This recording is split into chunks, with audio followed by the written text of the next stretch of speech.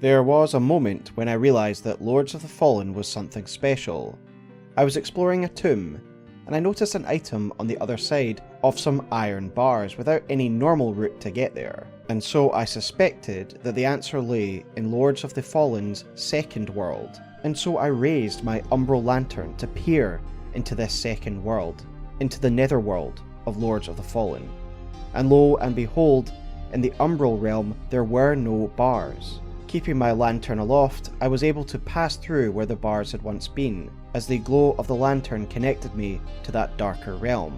I picked up the item, and so I turned around and made to leave to pass back through the iron bars. But what I saw caught me by surprise.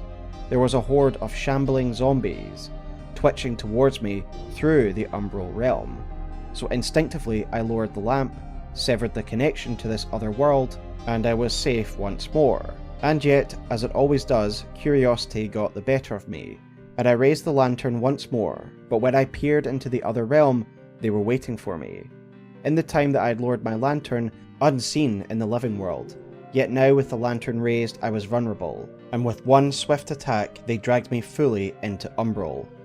Unprepared and caught off guard, what followed was a panicked flight back to the last checkpoint, so I could return to the land of the living before the horrifying denizens of Umbral picked me off. This is the core of the Lords of the Fallen's exploration experience, a deep and unique system which gives the game a strong hook and identity. So hi guys, it's Smotown here, and today we are doing a hands-on preview for the upcoming action RPG Lords of the Fallen. I was lucky enough to be invited to a hands-on preview session in London earlier this month.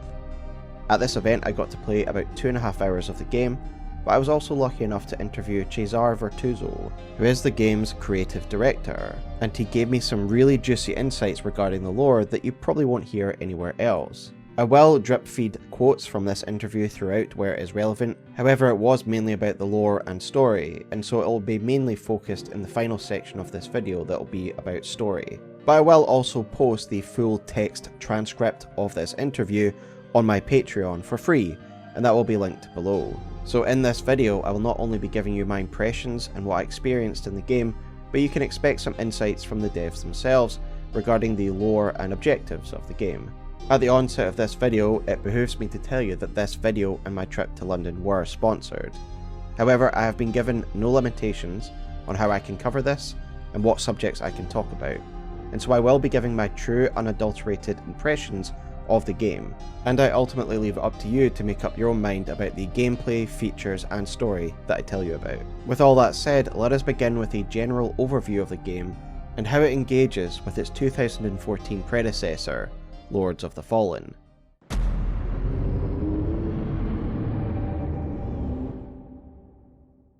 Lords of the Fallen is an action RPG with a stamina-based combat system, a soulslike for a lack of a better word. This game has all the bells and whistles of a game of that type: multiple weapons, brutal combat, stamina bars, bosses, deep lore, environmental details, and a semi-open world structure. You are a Dark Crusader, a revenant who is able to exist in both the world of the living and in the world of the dead, thanks to a dark artifact, the Umbral Lantern. Wielding the power of the Umbral realm, you embark on a quest to defeat the demonic legions of Adir, the fallen god who dominated this world before he was overthrown 1,000 years ago. Only his hand, punching through the crust of the earth, reminds us of his influence. As the influence of Adir has seeped into the lands, Adir's wards have now failed, and his corruption has spread, and thus most of the enemies you face in game are either corrupted beings or the demonic legions of Adir, the Rogar, the greatest among these Rogar known as the Lords of the Fallen. There will be choices, there will be different endings, and there will be many bosses to overcome, and there will be bizarre NPCs to talk to.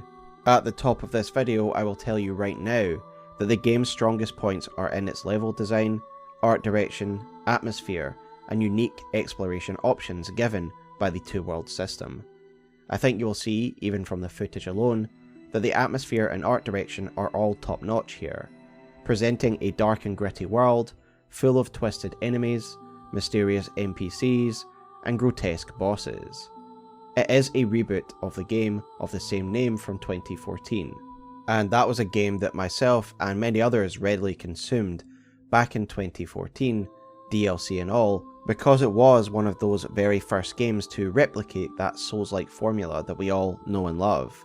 But even as the developers acknowledged during their presentation to attendees at the time, that game from 2014 really was a product of its time, and thus age has not been that kind to Lords of the Fallen from 2014, remembered for its slow, clunky combat and very linear style, despite the lore and the world that was built in this game showing a lot of promise. The more expansive world and traditional RPG elements in this new game is something that sets it apart from that original 2014 game, which was really closer to an action game with some stripped back RPG elements, a set protagonist, and a linear path.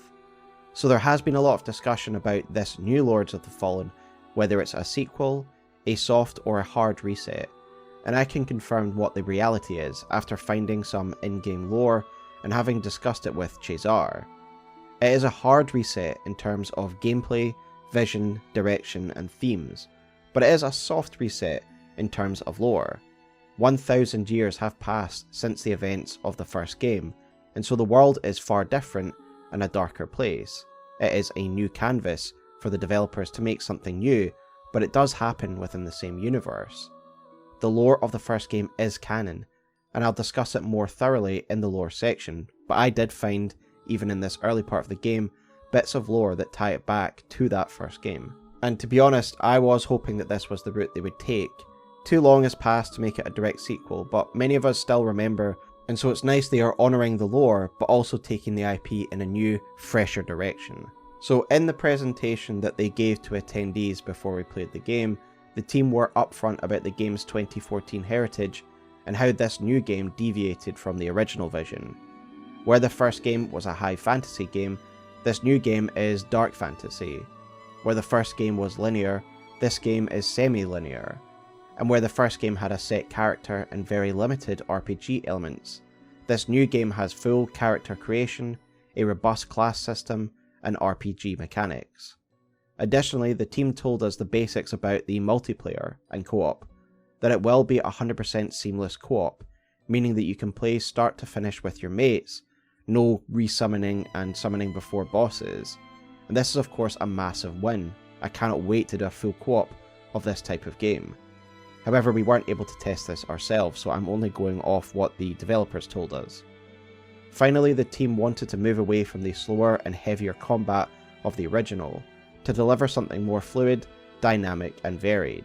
As I've said, it is this radical departure in tone, mechanics and presentation that warrants the Reboot title rather than really any story considerations. Lords of the Fallen does deliver on this evolution of the game series. As I've said, the original game was very much a linear experience, both in exploration and RPG.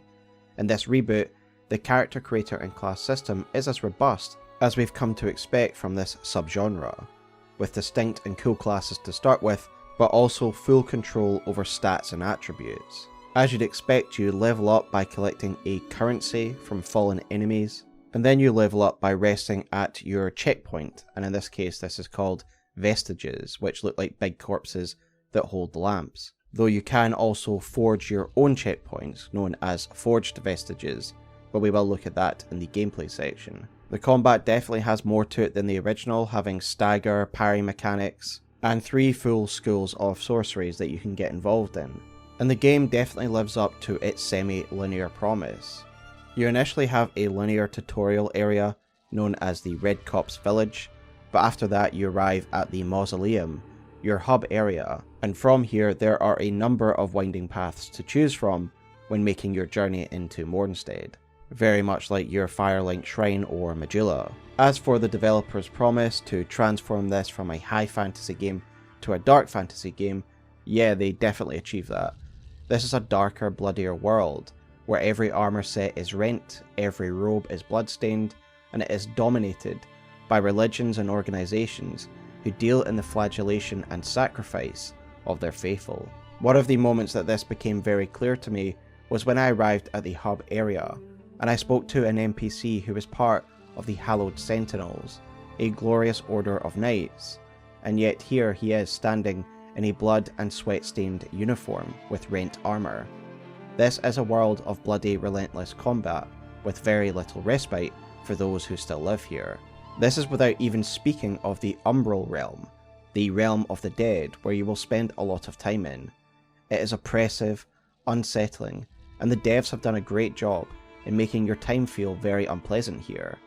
With that said, let us now discuss the two-world system and why it is so good and the game's greatest strength. So in essence, there are two maps layered on top of each other: Axiom, the world of the living, and Umbral, the realm of the dead. Axiom is the basic map that you'd expect in any of your classic action RPGs, an interconnected world full of enemies where you're given respite by vestiges, this game's version of bonfires, which you can teleport between freely even from the beginning of the game.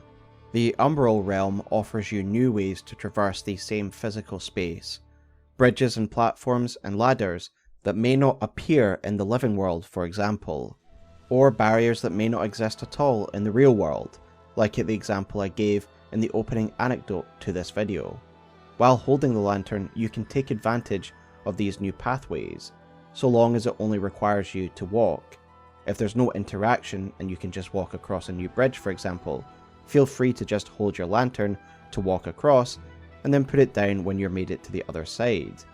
However, there are puzzles in the Umbral realm that require you to interact, and if this is the case, then you will need to fully transfer into the Umbral realm, and you can do this at any time by essentially giving up one of your lives. You kill your living body and appear in Umbral. The Umbral system also acts as a sort of second life system, quite like Sekiro. If you die in the world of the living, then you will rise again in the Umbral world, but if you die again in the Umbral world, then that is it and you will wake up at your last vestige. This is a very unique system and it will offer unique gameplay opportunities and moments. For example, if you die in a really bad situation and you get up again, you might be like, oh great, I have a second life. However, you are now surrounded by the creatures of the Umbral realm and the enemies that killed you in the first place. So while it does give a second life like Sekiro, it doesn't come without consequences, unlike in Sekiro.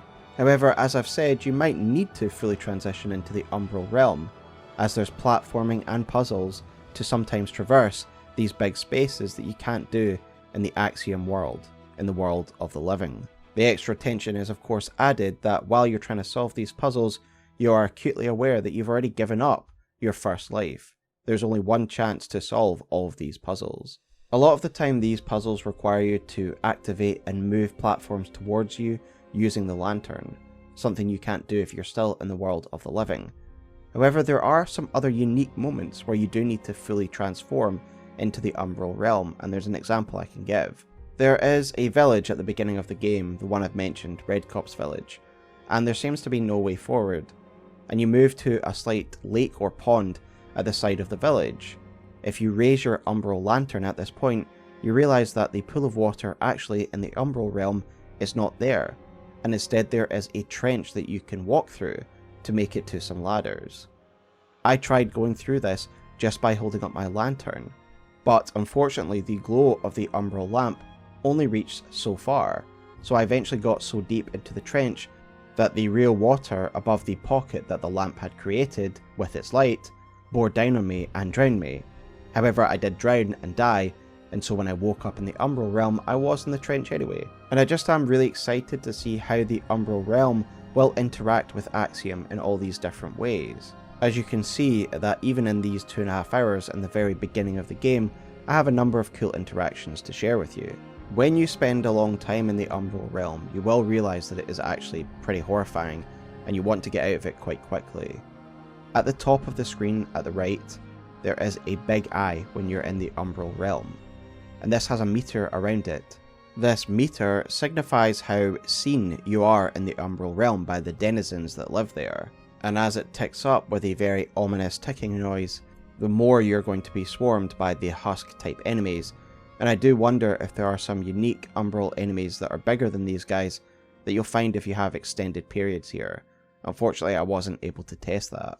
But it certainly ramps up the pressure when you're already having to deal with the enemies you usually would in the Axiom realm, and then you have these husk enemies constantly swarming you, and the meter constantly ticking up. On the flip side, this is meant to be a risk-reward system, as a multiplier starts also going up the longer you are in Umbral, meaning you'll get more vigor, i.e. souls, from each enemy that you kill. The incessant ticking of the eye meter, the gross organic sounds of the environment, and the constant harassment by new enemies makes it a very stressful place to be, and I was always racing to escape this tormented and dangerous realm. You can do so by dying, of course, which isn't ideal, or by resting at a vestige, or by finding specific totems that you quite often see after platforming sessions, which actually bring you straight back into Axiom without having to rest. This really was the strongest point of the game for me, the exploration aspect of the game. Each area gains a new layer of depth. By studying each part of the environment, every nook and cranny with your lamp, you will discover new areas and secrets. And honestly, it's just a load of fun. Cezar did imply that there are some massive secrets to be found in the Umbral realm, and I won't give you the explicit details of what he told me, but put it this way, there are not just items to be found in the Umbral realm. Additionally, your Umbral lantern does have other uses, mainly the soul flail, which is a type of combat technique where you can essentially lock onto an enemy and pull their soul out, where you deal heavy damage to their soul while they are effectively defenseless. There's also the soul siphon, which is where you siphon off things known as umbral parasites. Umbral parasites are things that appear in the Umbral realm that attach themselves to certain enemies or bosses that give them a boost. For example, there is a mini-boss called the Scourge Sister, who had a Umbral parasite that made her invulnerable, until I either dealt with the parasite or I drew her away from its influence. And the final boss of the demo, the Congregator, had a parasite attached to it, which gave it poison attacks, and if I siphoned off this Umbral parasite, it would disable its poison attacks for a bit of time. So it's that risk-reward gameplay. Do I want to risk trying to siphon off a parasite during this massive boss fight, or do I just try not to get hit at all? These are the decisions that the lantern can give you. Bear in mind, this is all information I gained from only 2 hours with the game essentially, and so who knows how far these systems can really go. And with that said, with the Umbral system and lantern explained, let us go through the gameplay and what I actually experienced when I played the game.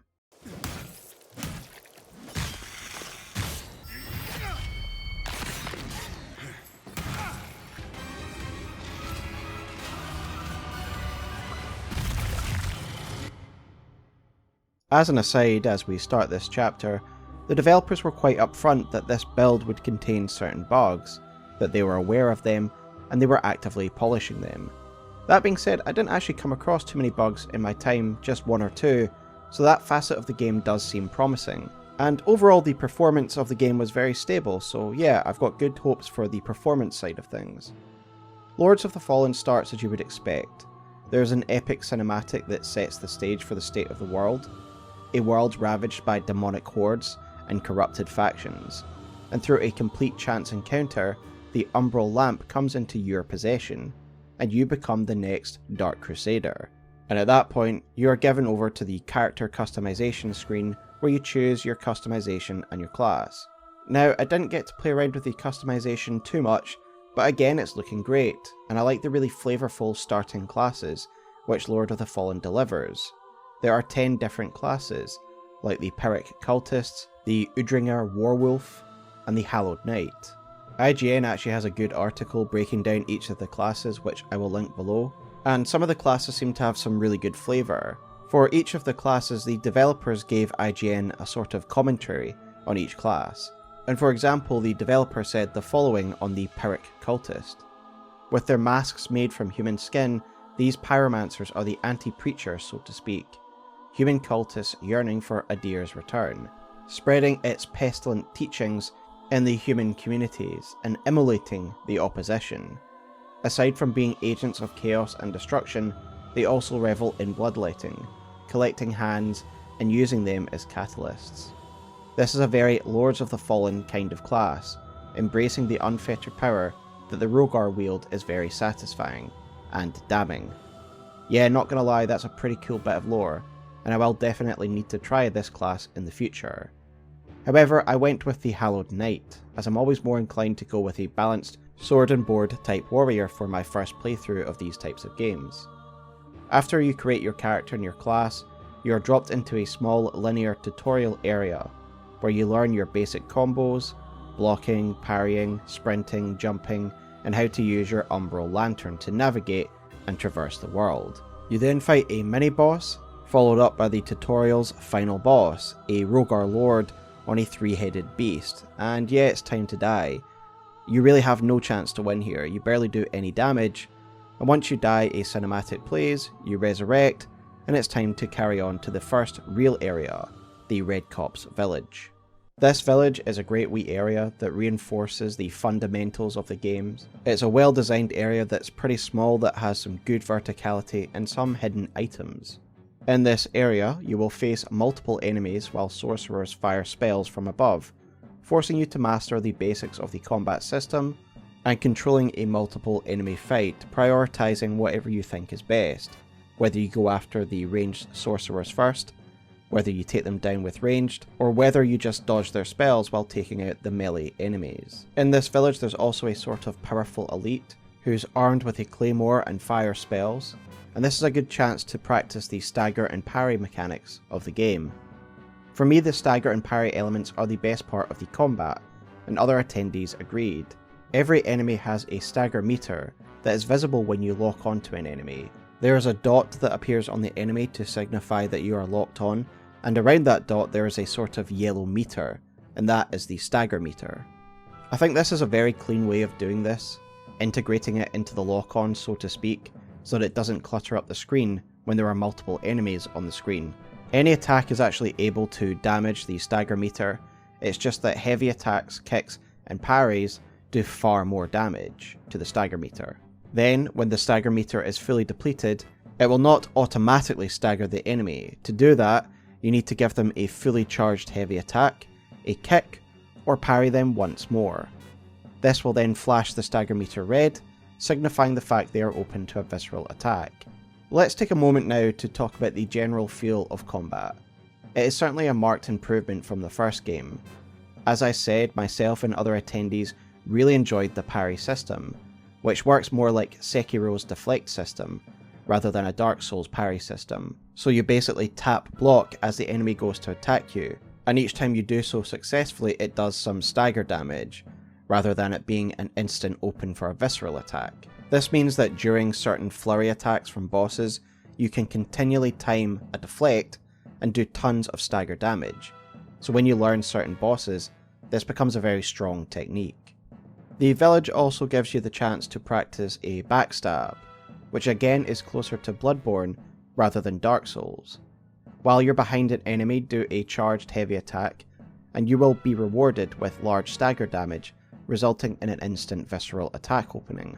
As I mentioned, there is a kick which is easy to use, it's just RB and LB or R1 and L1. This does large stagger damage and of course can be used to kick enemies off the edge. And this is very useful in one of the early areas, Pilgrim's Perch, which is essentially a shantytown attached to the side of a cliff. I didn't play around with the ranged or sorcery much, but I do really like the way it is integrated.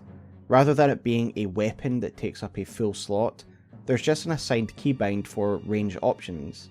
In my case it was holding left trigger to aim and right trigger to throw.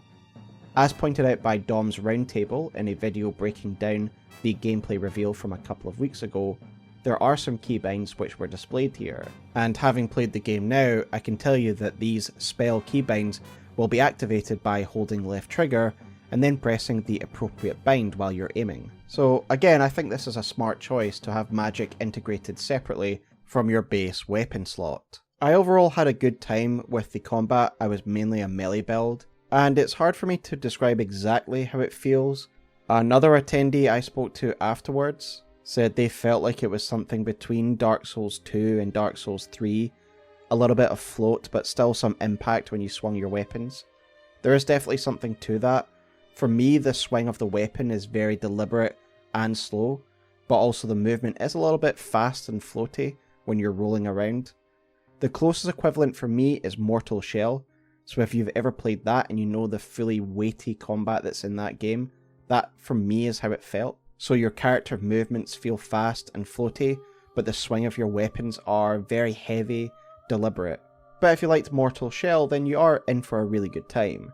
And overall, I found myself enjoying the systems that were in the game. The precision of the parry system in tandem with the stagger system really goes a long way to carry this game's combat. Also, bear in mind that this was still an early build of the game, and so there's still some polish to go on, and it might be quite different by the time you finally play it. But yeah, overall, very solid combat systems that help hold the game up. Returning to my playthrough, once you'd worked your way through the Redcopse village and made it to the top, you pass through the Umbral Pond puzzle that I spoke about earlier, where you transform into the Umbral realm, you pass through a trench, and you find your first chance to build a forged vestige. These forged vestiges operate the same way as a normal vestige, but are an opportunity to create an optional checkpoint in an area that is useful to you.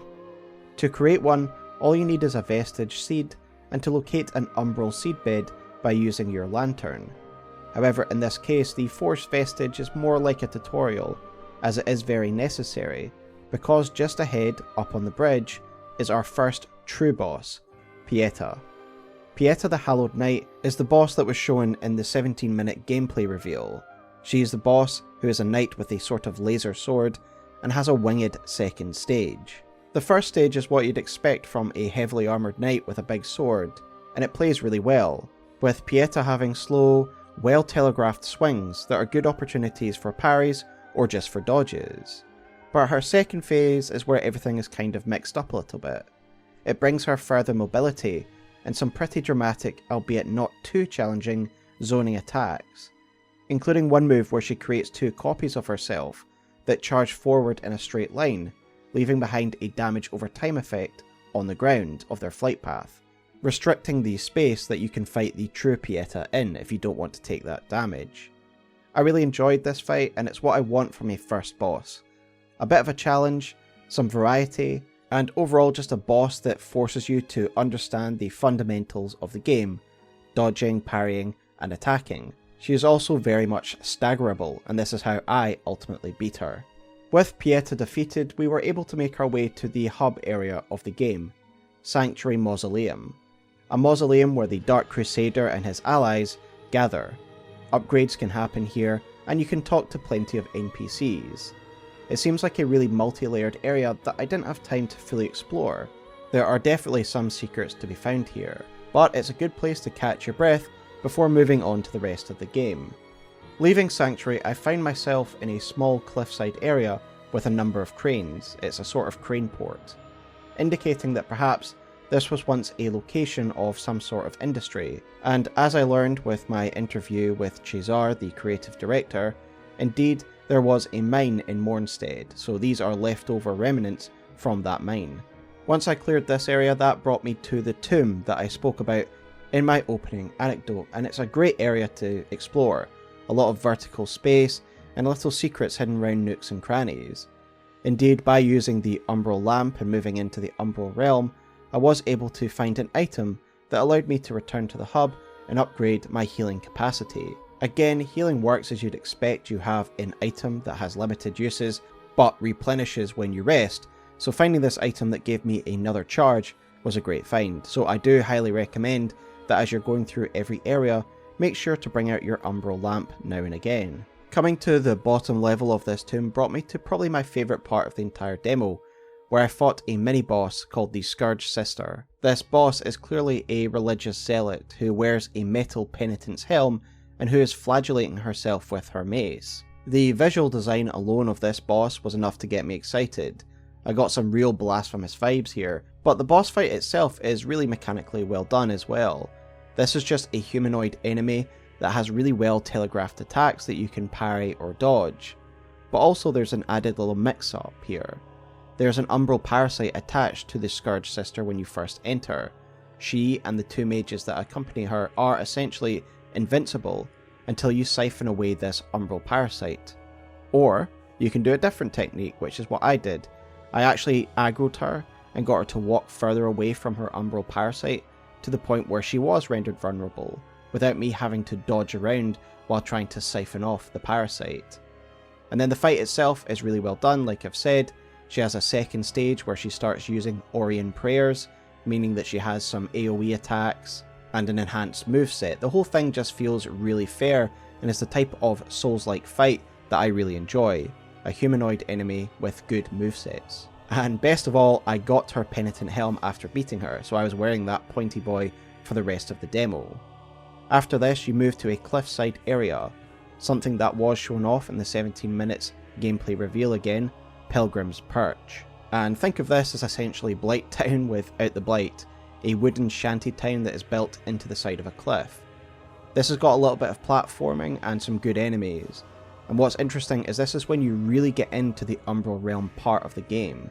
You are required to fully transfer into the Umbral Realm so you can do some of the puzzles and platforming, and it does feel like this is the dev's way of introducing you to the more in-depth way that Umbral can play, but the platforming can be quite extended, and it did take quite a while for me to work out all the puzzles here, avoid all the enemies, whilst navigating the Umbral platforming, and it did take me some time to make my way up the side of this cliff. And once this area was cleared, we finally came face to face with the final boss of the demo, who unfortunately I just simply wasn't able to beat with the time given to me. This is a giant monster called the Congregator, and it's just a massive beast-like enemy with poison attacks. Again, it didn't feel too unfair at all. I was able to space around it, and it had slow, telegraphed attacks. It's just that I didn't have the stats or weaponry to really take it down. So I imagine when fighting this boss with upgraded weapons and an appropriate level, it won't be too difficult to take down, and again is a nice introduction to a bigger, beast-like enemy. And that was really the end of my experience with Lords of the Fallen.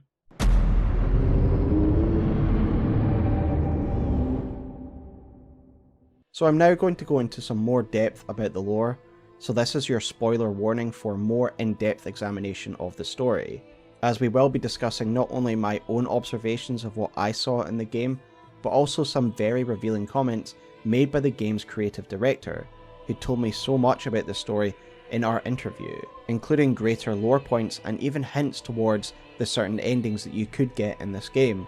So for those who don't want any story spoilers, there's going to be a timestamp on the screen now, and you can jump to that if you just want to hear my concluding thoughts at the end of the video. For those still here, let's get into the lore. Let's come to the basics first of all.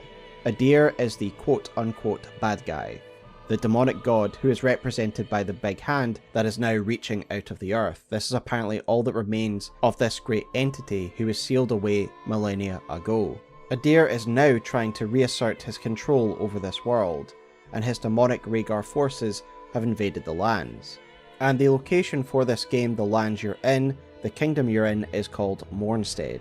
And talking about giant hands, a really cool detail that Cezar let me in on is that because Adir is represented by this giant hand, people that follow him, his cultists, use actual human hands as their catalysts. There is another god, the enemy of Adir, called Aureus, the god of light, and this is the deity that the Orien Church worships, the church responsible for the Dark Crusaders. The other main force in the game is called the Hallowed Knights. Now, the Hallowed Knights serve one of the judges, the Judge Cleric, and the judges are great human heroes who were responsible for sealing away Adir all those millennia ago, but this was also a lore point in the original game. The Judge Cleric, Judge Warrior, and Judge Rogue were all plot points in the original game, so it's good to see this being well integrated into the new game. As I mentioned before, despite the game being a reboot, it does incorporate the lore of prior games. And this was something I actually discovered for myself as well before I even had my interview with the creative director. In the hub, in the mausoleum, there is an NPC who claims to be the descendant of the great Antanas, a hero of royal blood who stopped Adir's return years ago, but was murdered by a common criminal. That's the story the NPC tells us anyway. Now, I will show a quote from Cezar on screen now, but players of the first game will already recognise that this is a warped retelling of the ending of that original game. Harkon, the player character from the first game, was a common criminal, and Antanas was a leader of royal blood, descended from one of the three judges. But Harkon was forced to kill him after Antanas became obsessed with becoming a god himself. he began playing around with mutation science, and eventually injected himself, turning himself into a grotesque being, a monster, known as the Judge, a perverted reimagining of those original judges from Adir's conquest. So in fact, Harkon was the true hero of the first game, and yet history now does not remember him fondly. So this is the same universe with the original Adir, the Judges, the Rogar, but so much time has passed, 1,000 years to be exact, that the team can effectively move on in their own direction, while simultaneously paying homage to the original lore. The original game mainly took place in Keystone Monastery, and when I mentioned that I had picked up on this NPC dialogue that I've just discussed, that obliquely referenced Antanas and Harkon, Cezar said the following of the original lore. You will discover that all the threads lead to Keystone Monastery, and the consequences of Harkon's actions. I'm glad we're going to see more lore on the Judges. In the original game they were just kind of mysterious mythological characters, but Cezar confirmed to me that the cleric Judge is indeed in the game, and is the one shown in the trailer and the opening cinematic. The female figure that with her hallowed sentinels creates the wards that keeps Adir imprisoned. Cezar does say that we will eventually meet her in game, and it appears that her and her hallowed sentinels have long been corrupted. Indeed, Pieta, the first boss that we face, the one with the wings, is herself a corrupted hallowed sentinel, who, after being defeated, is freed from her corruption and now aids us as a useful NPC in the sanctuary. She can upgrade our healing equipment, for example. As the trailer shows and the cinematic to the game, these wards, these white lights that kept Adir down, created by the Judge Cleric, have been corrupted and turned red. We see a woman instigating some kind of ritual which turns them red, unleashing Adir's influence upon the land. And initially a request that is given to us is that we are to cleanse these wards and return Adir to slumber. I was interested in learning who this woman was, the woman who corrupts these wards, and Cezar was happy to enlighten me. Again, I'll show a complete quote on screen, but basically what is being shown in the cinematic is the culmination of long-held tensions. The Judge Cleric and her hallowed sentinels set up shop here to contain Adir, but this is not originally their land, and over time the people of Mornstead, the kingdom, have got rather fed up with this occupation, and the Queen, in her desperation, has heard the whispers of Adir, and thus has awoken his power once more. So the woman that's been shown in the opening cinematic or the trailer that corrupts the wards is actually the Queen of Mornstead herself.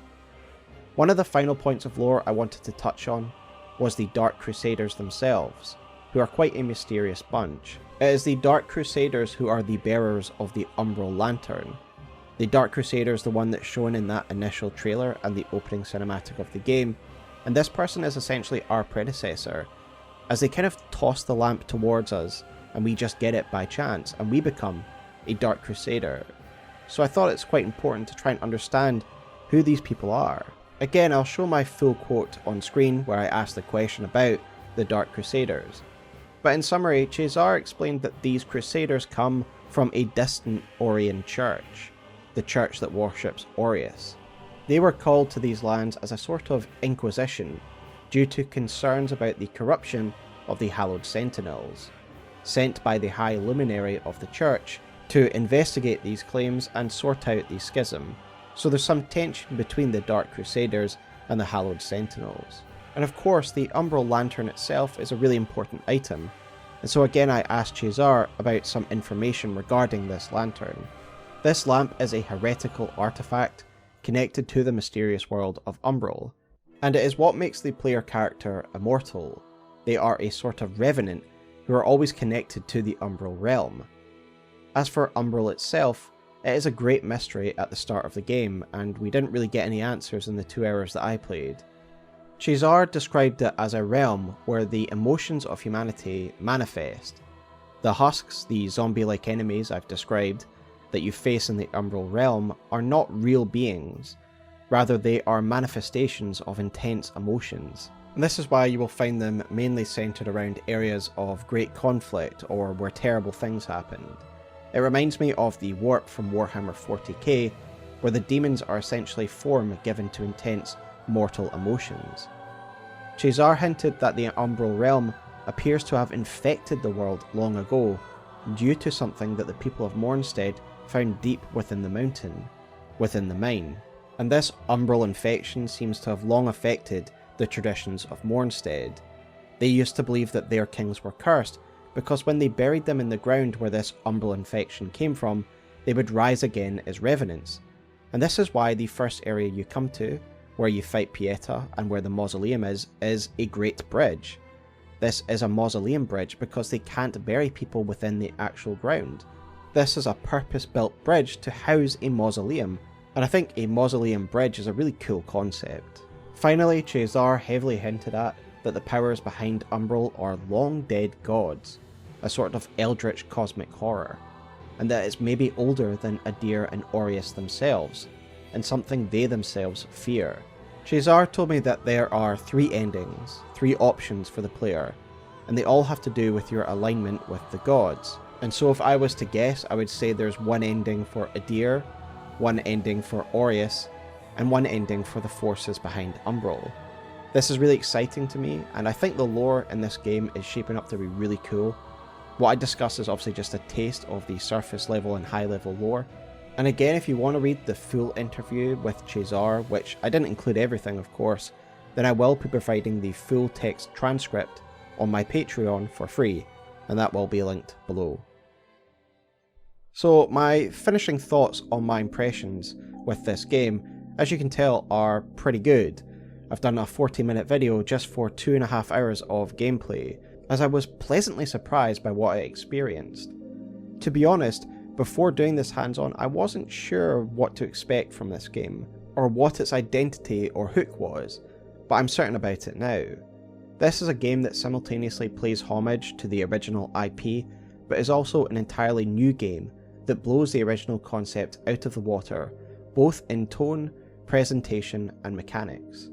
Is the combat anything new from what we've seen in the subgenre? Not really, but it's a massive improvement over the original, and is strong enough to hold up the stronger elements of the game, like its exploration, story, and presentation.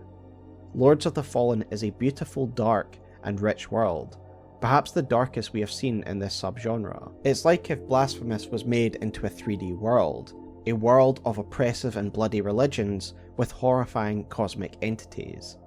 The exploration is a triumph.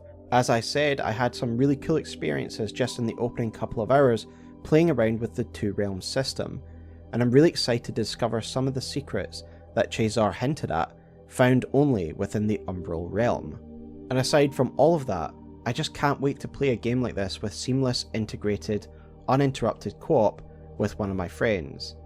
I think the team do have some polished work ahead of them, but Lords of the Fallen is shaping up to be a great game, with something truly unique to offer.